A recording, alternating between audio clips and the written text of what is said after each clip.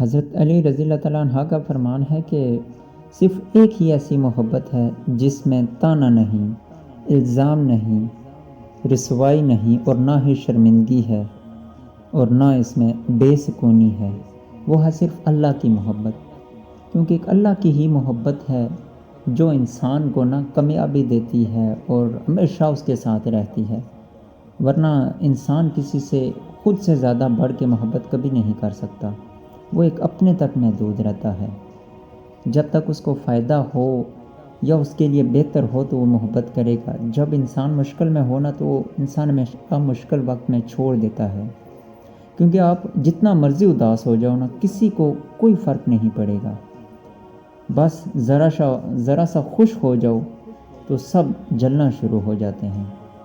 کیونکہ انسان کبھی کسی کو نہیں دیکھ سکتا کہ وہ اس سے آگے ہو، تو اس لیے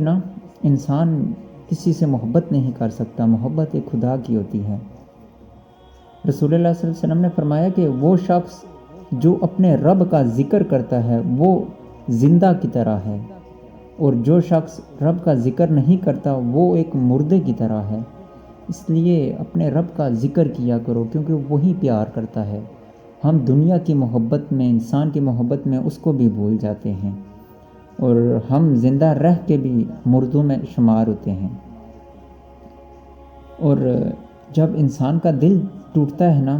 جب چیزیں ٹوٹ کر بیکار ہو جاتی ہیں، مگر دل ٹوٹ کر نایاب ہو جاتا ہے، کیونکہ دل ٹوٹنے کے بعد